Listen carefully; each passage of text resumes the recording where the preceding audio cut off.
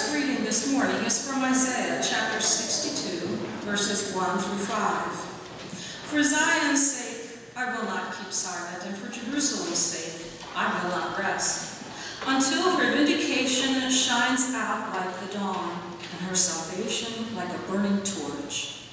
The nations shall see your vindication, and all the kings your glory, and you shall be called by the new name that the mouth of the Lord will give. You shall be a crown of beauty in the hand of the Lord, and a royal diadem in the hand of your God. You shall no more be termed forsaken, and your land shall no more be termed desolate, but you shall be called, my delight is in her, and your land married. For the Lord delights in you, and your land shall be married. For as a young man marries a young woman, so shall your builder marry you.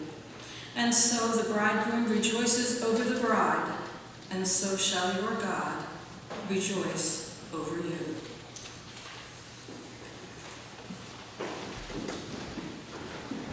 It's been a long time since I was up in the pulpit. In fact, the last time I was here, Jesus was just a little bit baby. And now he's all grown up. We are reading from the book of John, and we'll be listening to the story of Jesus turning water into wine, which is Jesus' first miracle in the book of John. It's his coming out party, that moment when it becomes clear that something is going on here that's different from anything else that has gone on before. I invite you to listen now to the Gospel of John and to the Word of God to you. On the third day, there was a wedding in Cana of Galilee, and the mother of Jesus was there. Jesus and his disciples had also been invited to the wedding. When the wine gave out, the mother of Jesus said to him, "They have no wine." And Jesus said to her, "Woman, what concern is that to you and to me? My hour has not yet come." And his mother said to the servants, "Do whatever he tells you." Do whatever he tells you. Now standing there were 6 stone water jars for the Jewish rites of purification, each holding 20 or 30 gallons. Jesus said to them, "Fill the jars with water," and they filled them up to the brim. He said to them, "Now draw some out and take it to the chief steward." So they took it. When the steward tasted the water that had become wine, and did not know where it came from, though the servants who had drawn the water knew, the steward called the bridegroom and said to him, "Everyone serves the good wine first, and then the inferior wine after the guests have become drunk. But you have kept the good wine until now." Jesus did this, the first of his signs in Cana of Galilee, and revealed his glory, and his disciples believed in him. This is the word of the Lord. Thank you, Lord.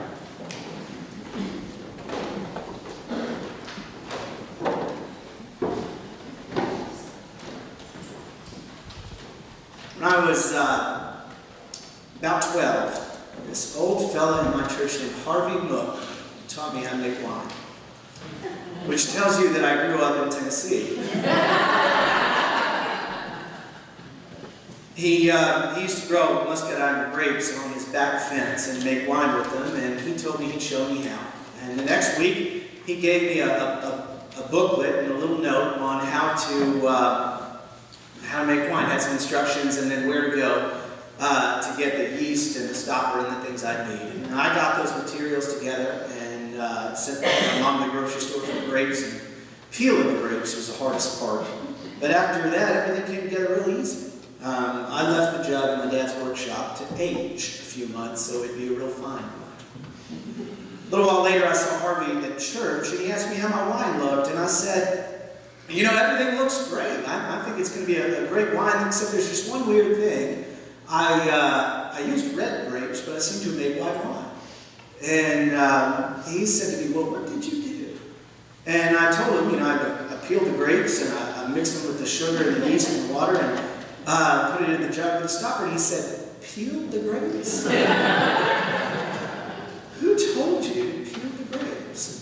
Well, turns out you can't unring that bell, so my wine was just stuck as it was. And one night my parents were gone for something, and my brother was gone for something, and I thought, now's the time to try And so I pulled out that stopper and I got a little jug and waited until the clouds died down a little bit and poured it into a cup, and I didn't like it. I was 12 and I hadn't had wine a lot before. We were a grape juice congregation. And so I didn't really know what wine ought to taste like, but it shouldn't taste like that. So I figured maybe it was a problem of age. And so I put the stopper back on and put it back in my dad's workshop so that maybe it could gain a little bit of maturity, as I hoped I would. But not too long after that, Harvey comes to me at church, and he's got this big grin on his face, and he goes, "Did you try your wine? And you should try your wine." I said I did. It had not gone well. And then he goes, "When did you try it? Did you try it this week? Maybe you should try it again. I think it might be better by now. In fact, I'm sure of it." Now, his confidence made me a little bit curious or suspicious, depending on how you want to think about that. So after church, I went to look at the milk jug in my dad's workshop, and sure enough, that white wine had turned to red wine. Harvey snuck into my garage and replaced the messy failure that I made with some wine of his own. He'd gone out and what he called it, he fixed my wine for me. He took my messy experiment and he replaced it with something good. Quite simply, this is what God does with our lives. He takes the broken pieces of our lives and he changes them into something good.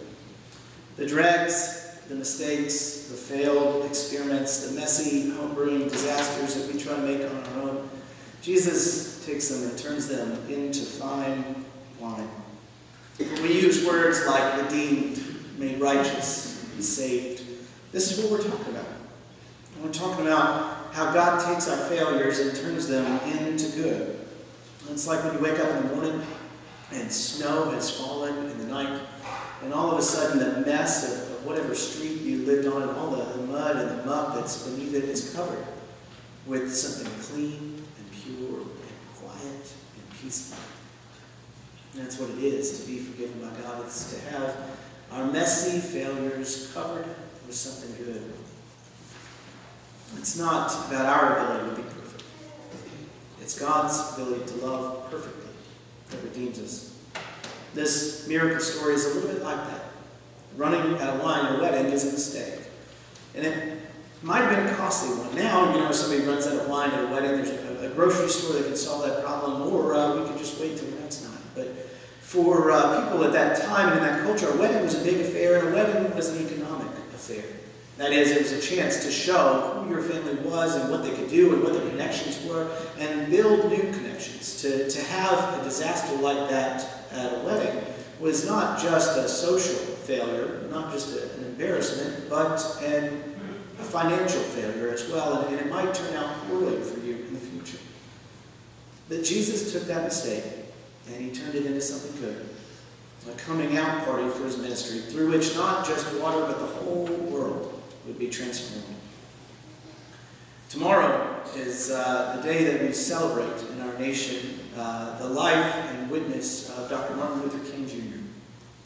He's one of the greatest prophets in the nation and probably in the world. And every year I try to read something from Dr. King and take some time to listen and to learn from it. And this year I ran into a couple of recently rediscovered speeches that he gave to Presbyterians in North Carolina. Somebody donated their materials to the Presbyterian Historical Society, and in going through them, they found these recordings. They'll be up on Facebook if you'd like to take a look at them today or tomorrow, and well, they'll stay there forever.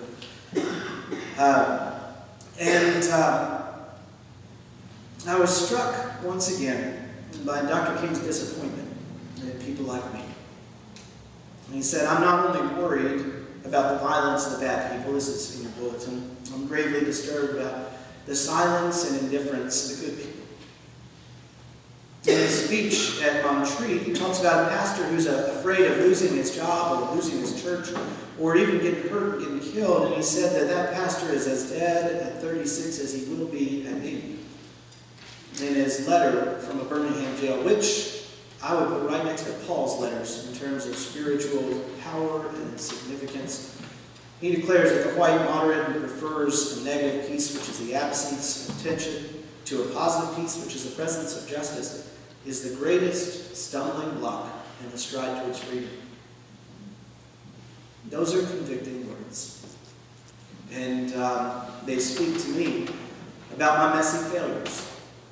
The times that I have been silent, the times that I have weighed the calculus of who might get mad heavier than the calculus of who is getting hurt. And the good news is that Jesus convicts me. The good news is that this messy failure can be turned into wine. The good news is that I, through the power of Christ, can be transformed into one who lives up to the calling of being a brother in Christ, of all those who suffer, all those who hurt, all those who are oppressed and broken and afraid. The better news is that there is a surefire way to do it too. There is a proven recipe to receive this transformation, to enable this transformation, to make this transformation happen. And you're used to me telling you the answers are not always that clear and a lot more clouded, but this one is as simple as it can be. It isn't the cheap grace of pretending that everything is all right when it's not. It is simple, but it's not easy. Nothing ever is. In fact, it might cost you or me my whole life, or your whole life. But there's a surefire, proven recipe to get it right, and Jesus' mother knows what it is. She only says 2 sentences in the story, but they cut through it like nothing else. The first thing she says is a perfect analysis of the problem. They have no wine. And the next thing that she says is a perfect analysis of the solution. Do whatever he tells you. That's it. Do whatever he tells you. It is a proven and surefire recipe to turn the water of our lives, to turn the milk jug wine disasters into perfect, holy, and wonderful wine. And what he tells you is, if any want to become my followers, let them deny themselves and take up their cross and follow me. For those who want to save their life will lose it, and those who lose their life for my sake and for the sake of the gospel will save it. In the name of the Father, and the Son, and the Holy Spirit.